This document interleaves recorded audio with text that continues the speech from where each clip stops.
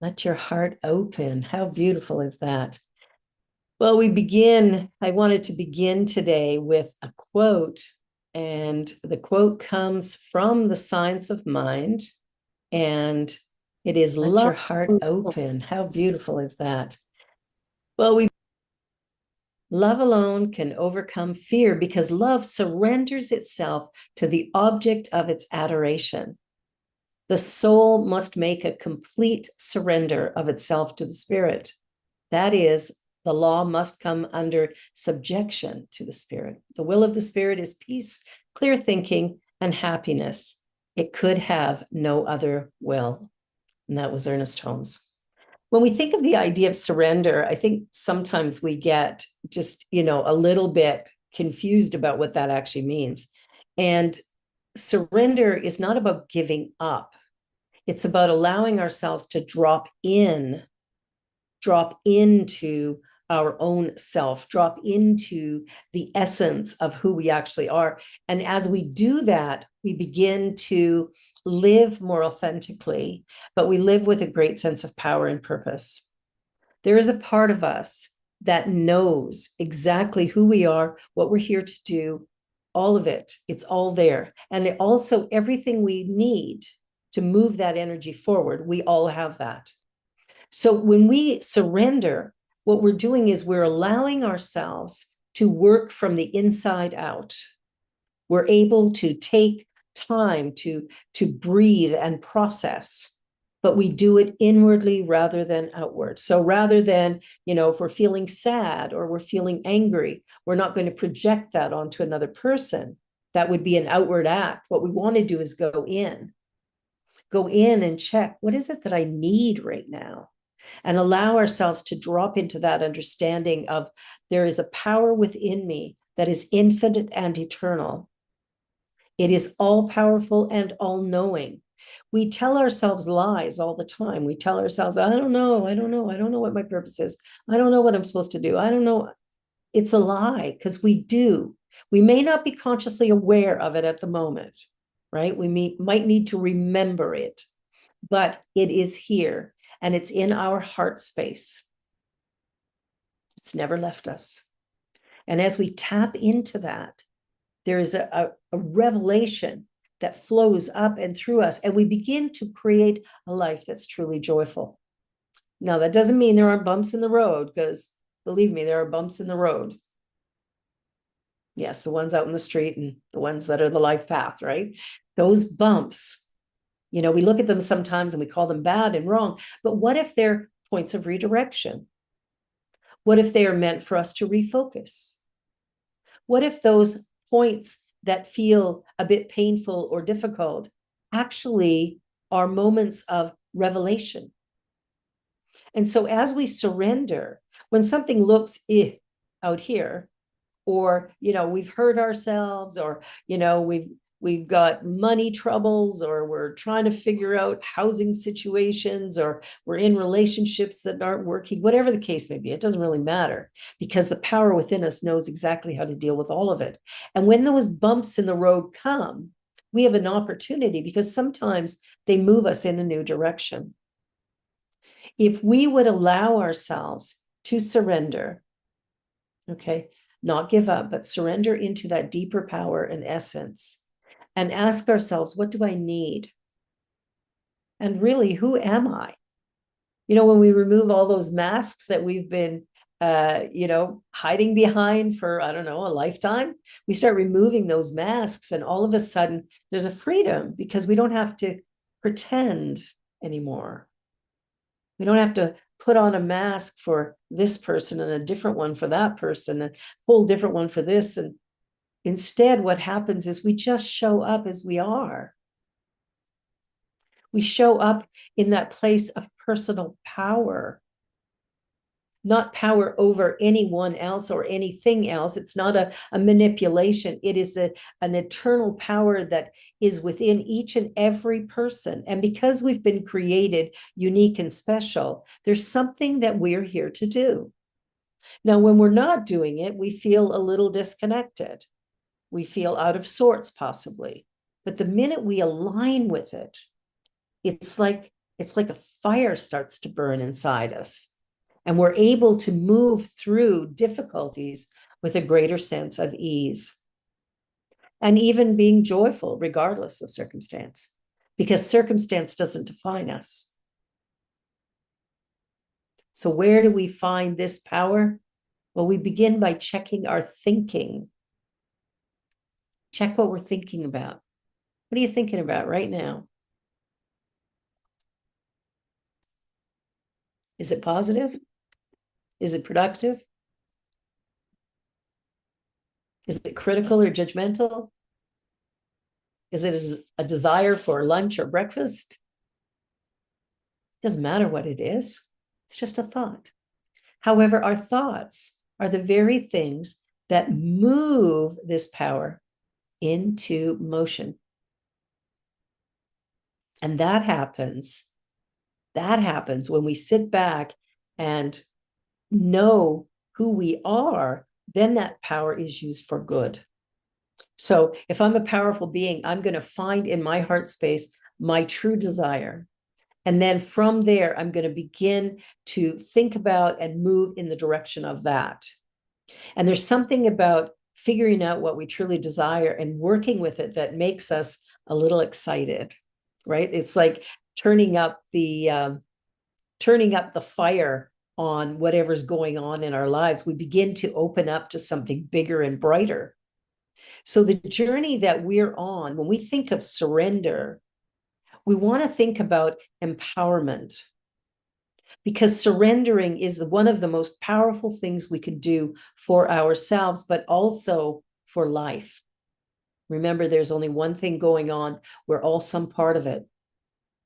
And as we live in that oneness, as we live in that space, we begin to recognize that I have no power over anybody else.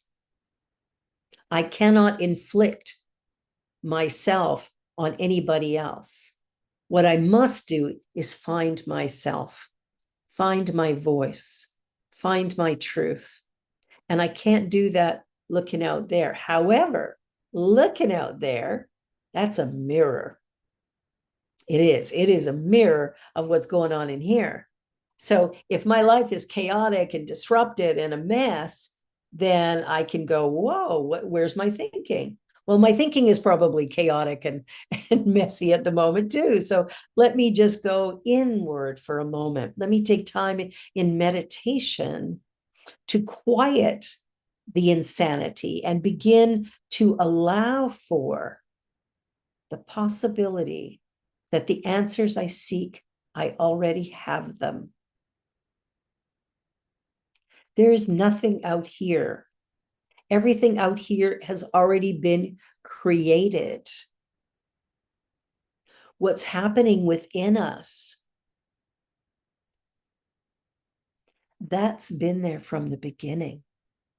When we were born, we came in with this understanding, this personal power.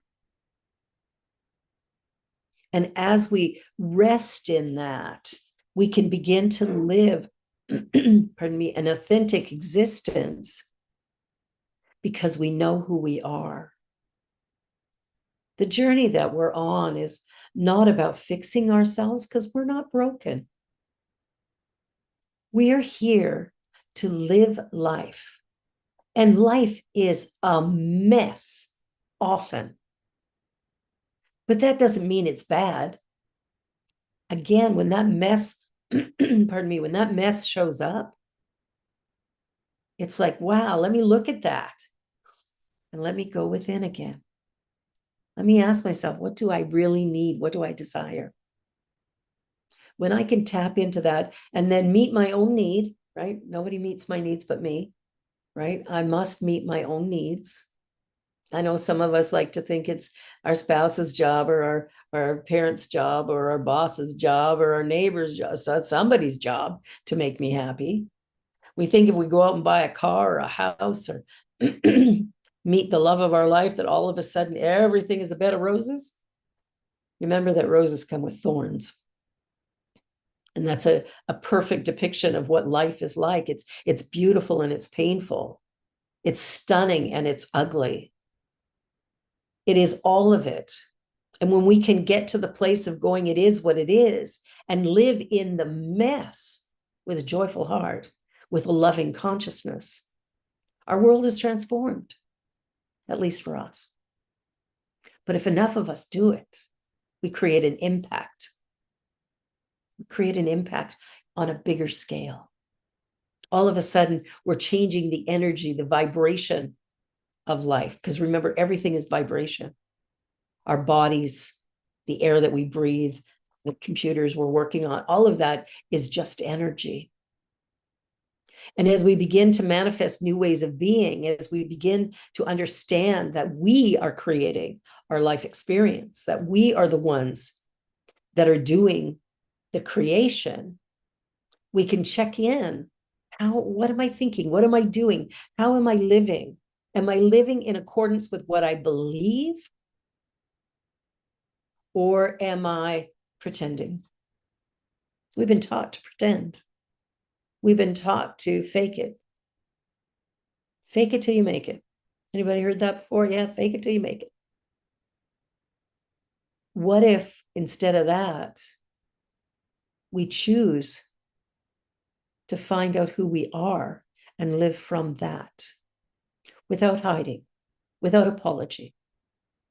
But we stand in who we are and we live in that space. I look at the journey that we're all on and the things that come up and the expectations that people have of us. And I did a talk a while ago about should. Whose should are you living? Because whenever that word should comes up, I have to think back for a moment and go, is that mine? Or is that somebody's expectation that's just reared up from my memory, thinking that I have to behave in a certain way in order to please those around me so I can be accepted?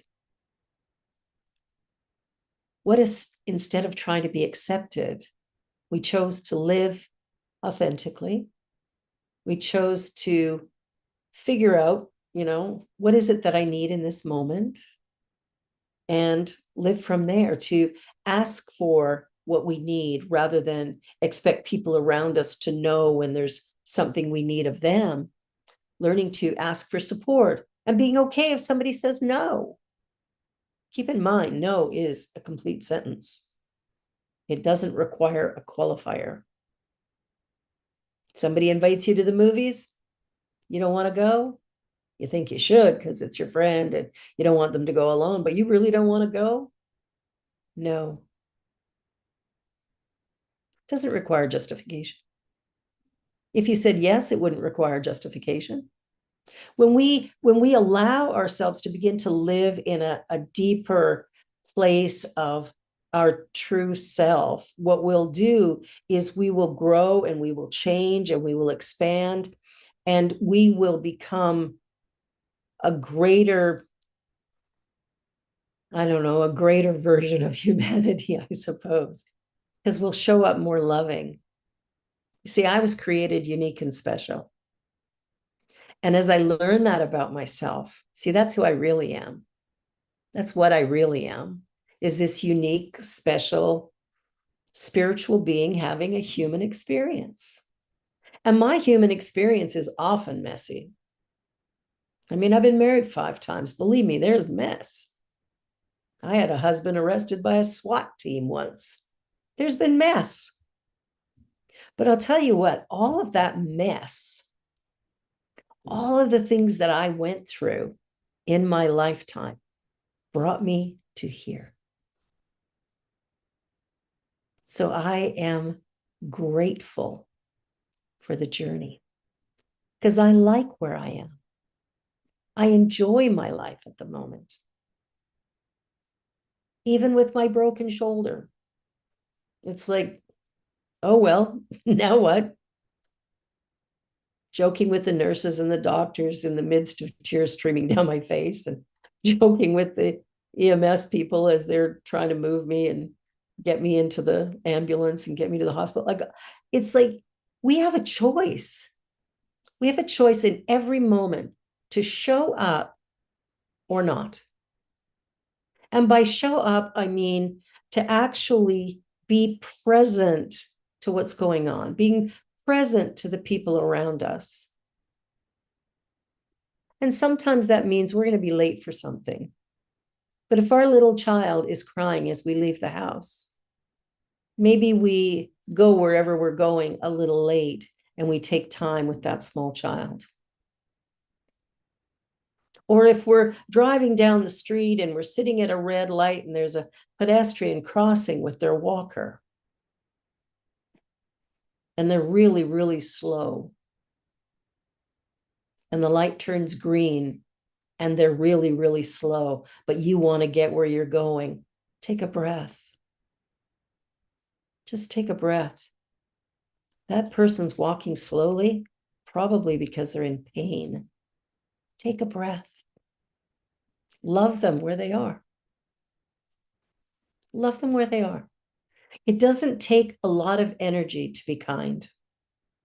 It doesn't take a lot of energy to be loving. And when we surrender into our essence, when we begin to live our lives from this place of real power, what happens is we have space for those around us. We have space for life. And I came into this year with, a statement. This was my year of real, self-love. That was the year. Everything I do this year is about self-love. And the other phrase that really stood out for me was people first. People first. Now, it's easy to get busy and to forget that. And so I have to remind myself, people first. If I catch myself sort of, in conversation with somebody and my mind wanders, it's like, whoa, wait a minute. People first. This person is sharing something with me. I remember years ago when I was in real estate, walking through the bullpen, the central part in the office where realtors can do photocopying or use the phones if they don't have office space. And I was walking through there having made copies, and another realtor came in and we said hi to each other. And I said, how are you doing? And the person kept walking. And then they turned around because I was waiting. They turned around and went, oh, you really want to know? I said, yeah, that's why I asked. We get into the habit of saying things that don't have meaning. Like, I'm fine. Fine. Let me see. Feelings inside, not expressed. Yeah. We often live in fear. And when we live in fear, it can hold us back, and it can, we get this thing in our stomach and we feel uncomfortable and we're all fearful about whatever it is that's coming up, and we're sitting in that fear. But if we surrender into it and go, feeling excited and ready, that has a different energy. That all of a sudden lifts it. The feeling in the pit of our stomach is exactly the same. But if we're not being chased by a lion, if we don't have somebody in front of us with a gun, if it's something as simple as, telling our best friend, you know what, they ask you how the dress looks and you go, it really doesn't look good. But we'll go, oh yeah, that's great. Why would we lie? I think there's within us this potential that's infinite. And it's not in some of us. It is in all of us. Okay? That's the one thing we want to remember. Every single person on the planet, the entire 8 billion people, were created unique and special. And everyone serves a purpose. Now, we might not understand some people. We may not like some people. But that doesn't prevent us from loving them. And by love, it's acknowledging our oneness. I am you, you are me. We are one. We live, move, and have our being in this space. And the more that we can acknowledge and accept one another, the more that we take time to actually have a conversation and listen rather than forming a response, rather than defending ourselves, acknowledging when we've made a mistake, and listening to the feelings or whatever's going on for the other person. Taking space. People right now are lonely and depressed and anxious. We came through that pandemic and it's messy, but that messiness creates something new. It's like when a hurricane comes through and destroys everything, it also creates, it stirs up the muck, it stirs up old energy, and it creates something new. And in that newness, there's something to look at. When the Berlin Wall came down, there was a mess in Berlin. It was messy. When communism in Russia and Czechoslovakia stopped, it was messy. People struggled. The struggle takes us in a new direction. And when we surrender into it, rather than trying to avoid it, trying to make it go away, trying to make it right or better or happy or blah, blah, blah, whatever we're trying to do, if we would just stop stuffing it down and go, I'm feeling really angry at the moment. I don't like what's going on. Phew, sit in that. Don't project it. Sit in it. Check in with yourself. What do I need? And listen. Listen to what comes up. We're here to live life. We're not here to put in time. I'm sorry, we're not. I've done that for most of my life, put in time. I always wanted to be somebody else. Always wanted to be somebody else. I'd look outside of me and go, oh, look at that person. Aren't they amazing? Oh, look at that person. Aren't they remarkable? Isn't she beautiful? Like all of it was like, oh, if only I could be like that. I don't know if any of you have ever done that, but if you have, or if you are, stop it. Stop it. You are enough. I'm here to tell you, you are enough. I am enough, just the way I'm created. Not everybody's going to like me, and I need to be okay with that. And you need to be okay that not everybody's going to like you. Not everybody's going to agree with your choices. Who cares? They're yours. Your life is for you to live. My life is for me to live. And as we sit in that place of knowing our oneness with the divine, that oneness with this intelligent universe, we know we're never alone, that we have within us this infinite power and potential that can take us anywhere, that any wall that shows up in front of us is not bad. It's a redirection. It's an opportunity to surrender instead of resist. Anybody ever resist? Resist what is? Oh yeah, we do it all the time. You know, somebody yells at us and we go into resistance. Somebody cuts us off in traffic. We go into resistance. But if we just surrendered and went, well, you know, it happened. All is well. I remember my husband had a minor little car accident a few years back, and he went to change lanes. Unfortunately, there was somebody beside him. So came home pretty devastated, driving my car. Well, our car, but I'm the driver in the household. So, you know, we kind of think of it that way. And he came home and it was all he could do to tell me that he'd been in this accident and that there was a ding on the side of the car. And I went, well, stuff happens. And I think he was surprised by that. But what's the point of getting angry? What's the point of, you know, saying, oh, you shouldn't? He already did that. He already beat himself up. I love him. Why would I do that to him? Why do we do things like that to each other? You know, our child is late coming home and we're sitting here thinking, I'm going to kill that little so-and-so when they get in the house. No, you're not. No, you're not going to do that. When they get in the house, you're going to feel relief. Why do we go there? But it's okay to go there, to be fearful, but acknowledge it for what it is. And don't yell at your child, but sit them down and go, come on, here's what happened for me. I was really frightened and really scared. I'm just so glad you're okay. That is going to have a greater effect on your child than yelling and screaming at them and telling them they should do better. They should be better. Again, we want to listen. We want to listen. Listen to our children, listen to our parents, listen to our friends. Want to open our hearts and instead of resisting life, surrender into life. And that means taking a breath each moment and going, I'm here. And here is my point of power. In this now moment, I'm powerful. If I'm thinking about the past, I'm powerless because it doesn't exist. If I'm thinking way into the future, again, I'm powerless. It doesn't exist.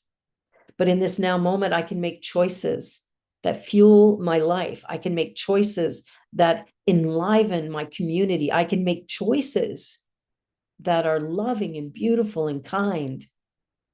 I can choose. It's like once going through the drive-through and there was a police officers behind me. So I paid for their order. I don't know that anybody's ever done that for a cop before, but I thought, you know what? This is going to maybe change their energy today. I don't know. I just do that when I get the impulse. So I'll be going through a drive-through and all of a sudden it's like, pay for the person behind you. Okay. Doesn't matter what it is, or I'm driving on years ago, driving on the Coquihalla Highway and paying the toll for the person behind me. Confuses them sometimes, but there's something about that, again, that produces joy in that other person. It creates a moment of happiness for them, but it also creates an energy for the people who are working that see you do a kindness like that. And I remember years ago, there was a gentleman standing outside of a Shoppers and, was asking for change. And of course, I never have any. I only have my card. And he said, I would love some food. So I went in and my daughter and I bought him a few things and we came out and gave it to him. He was so overwhelmed. He just grabbed me and gave me the biggest hug. And it was so heartwarming. It just filled me up. And then he's looking at my daughter, who at the time was about 14, and he was resistant to hug her because she's young. But then he went, oh, come here, you little shit. And he grabbed her and he gave her this big hug. And when we got in the car, she said to me that that was one of the most beautiful moments of her life. We're here to love each other. We're here to acknowledge our oneness. We are here to surrender into this journey so that we can actually be who we were created to be. It's time to stop hiding. It's time to stand up and stand out. You are enough. You are unique and special. And you are loved. Always, you are loved. Let us join together in consciousness as we wrap up this message.